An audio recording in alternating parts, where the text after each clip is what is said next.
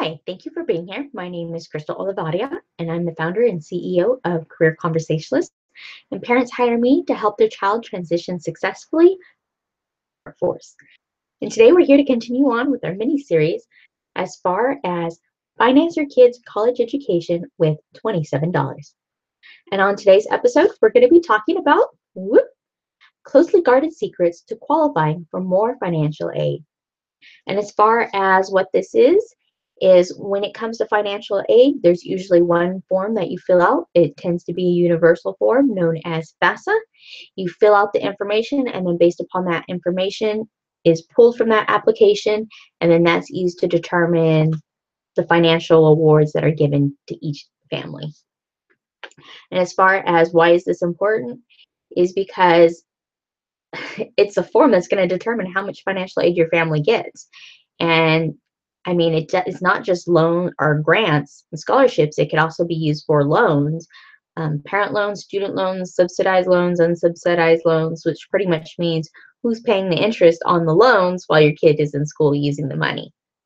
So the financial information is really important, and people think it's always black and white, yes or no, and the reality is it isn't.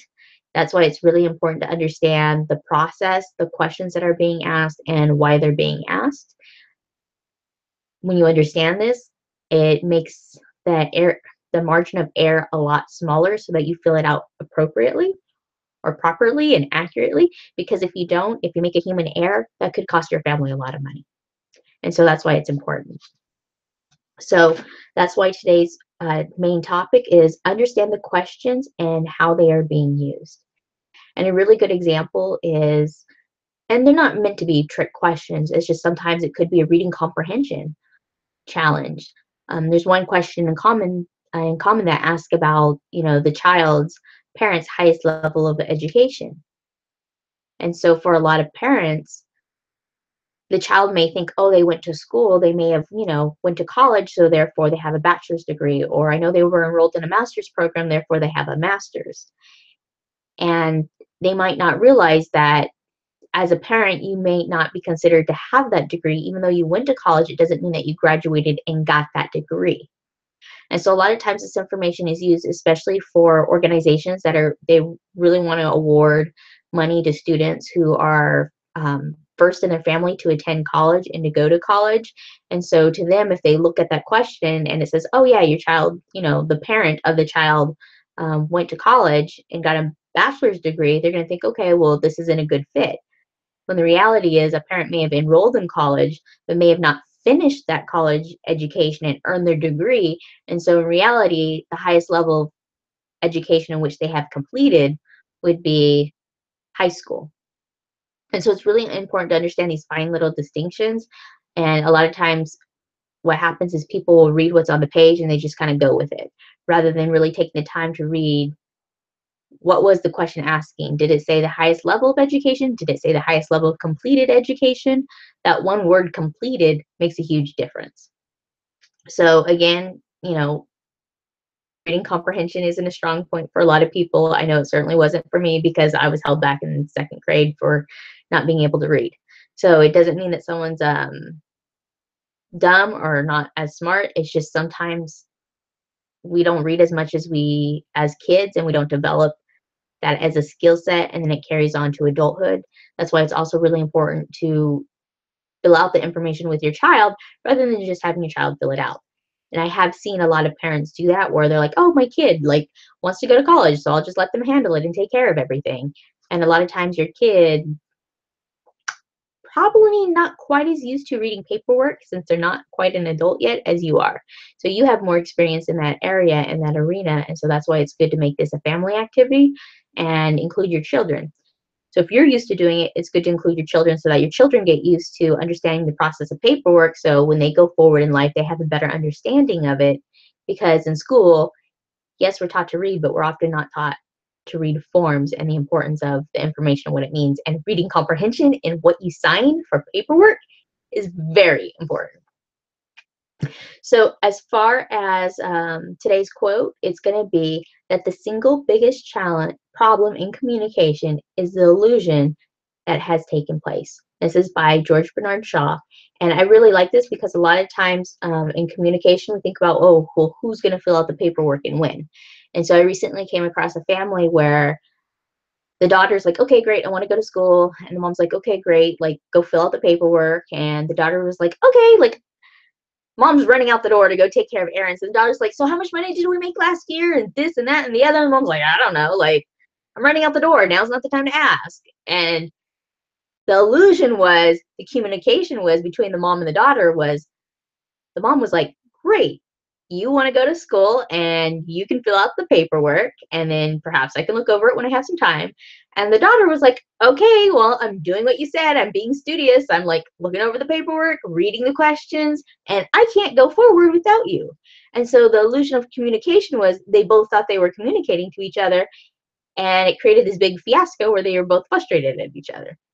Well, communication would have been like, great, like, I really want to go to college. I really want to fill out this form. Like, let's set an hour aside to go through the paperwork and fill it out together, because as a child, there's questions that the child probably isn't going to understand. And so in this case, it was just interesting because communication, people. And so they both wanted what they wanted when they wanted it, and they weren't working together as a team to accomplish something. And you would think that the parent would want to do it because, well, the parent's kind of liable for the child's education, in terms of the parent's going to pay for it. And so it's within the parent's best interest to take the time to fill out the FAFSA and the information properly, so the most money is awarded to the family, so the parent is less dependent on loans or having to tap into her savings account to pay for everything. So it's just really interesting when you think about like communication and what does it mean and what are you telling your child? Like when you really talk to your child about filling out the FAFSA, what does that mean? And I guess that's an area where I'm super blessed because my mom's very much like, this is important. We need to make time. Like, when are you available? So seeing that, when you grow up with it, I think sometimes you assume other people do it and they don't. So that's why communication is really, really important. Okay, so we're also going to talk about, this seems kind of obvious, but I know it happens unfortunately a lot, but fill out the paperwork when you are well rested. And I know a lot of times you're in a hurry, you just want to get things done, get it out, boom, boom, boom. And then again, your reading comprehension is likely to go down when you're tired or when you're busy. And it could be a simple error. You can have great reading comprehension ability and still make simple mistakes. It's kind of like when you take a test in school and it's like you're just in a rush to get through it. And then you get a lower grade than what you were expecting. And you're like, well, wait a minute. And you look back at the test and you're like, why did I get these wrong? Like, I knew the answers. That's kind of what it's like when you fill out the FAFSA. It's like, don't be in a hurry. Be well rested. Like, just take some time out and just be present and go through it, because you're less likely to make errors. And again, errors cost you money. So make less of them or try not to make any of them. All right. So my question to you is, what would life look like if you had someone that was going through and pointing out all the things that you needed to be aware of? What would your life look like if you didn't have to worry about filling out the FAFSA properly because someone was there explaining the process, the financial aid process, what to look for, what to know, what to know? Why are they asking the questions they're asking? How is this information being used so that you can make sure you're answering the questions appropriately? How would you feel if you were less worried about the financial aid process and you understood how to help your family potentially qualify for more money? Well, I hope you would feel more relaxed, more peaceful. And that's why I want to make my special invitation to you. It's in regards to a 30-day challenge that was designed just for that. It was designed so you'd be less dependent on parent loans, student loans, and that you can more easily afford your child's college education. And so the way the challenge is designed, it's designed in two parts. There's a part for your child, which is in 10 minutes a day, your child will look for scholarships, and at the end of 30 days, your child will have a list of scholarships they qualify for. The second part is for you as a parent. It's 5 minutes a day or less, and it's to teach you about the financial aid process, the system, what to expect, and what you can do so your family can qualify for more financial aid.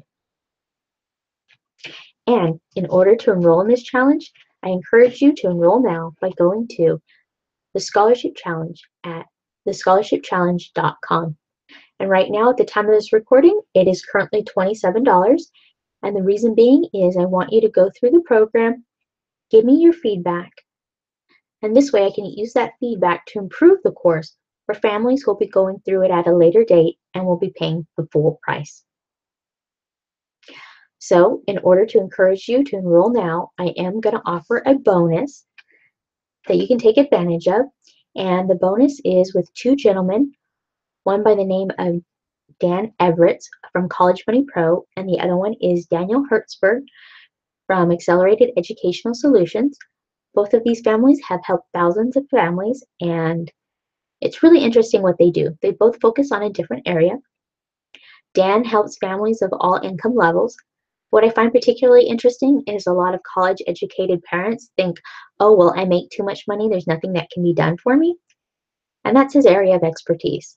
It's parents they're in the working class, and they have money saved aside, and they're not really sure what to do with it because, again, on the FAFSA, it's a formula, and some assets are counted and some are not. So in terms of understanding where to move your money so that your family could potentially qualify for more is important, detailed information. And while this challenge covers that, you might have some specific questions because your family is different from other families. And so it's really important that I help you make these connections so you know who to reach out to. And then the other person is Daniel Hertzberg, all in the area of academic scholarships. And there's a lot of money out there for them. And I've been fortunate enough to work with him throughout the years and to see some of the transformations that he provides for families. And he's really good at working with students and working with parents and helping them overcome the roadblocks that they have. So these are two amazing gentlemen. I want you to meet them, get the opportunity to talk to them, ask them your questions. At this point in time, I'm thinking about doing a webinar and encouraging you to submit your questions in advance. And this will help me understand what are the frequently asked questions that keep coming up from all these different parents. And then that way I can take the information and I can create a frequently asked questions page for families going forward in the program. But since you're enrolling now, I do want you to be rewarded and give you the opportunity to submit your questions so that you can get those answered. And I know your family's different, and that's why I want you to have this opportunity. So in order to qualify for the bonus, there is a deadline, and it does happen to be on November 21st, 2017 at 11:59 Pacific Standard Time. And in order to take advantage of this wonderful opportunity, you can go ahead and go to, let's focus that, thescholarshipchallenge.com. So please go there now and transform your family's ability to pay for college. Thank you so much for your time, and I look forward to our paths crossing again soon.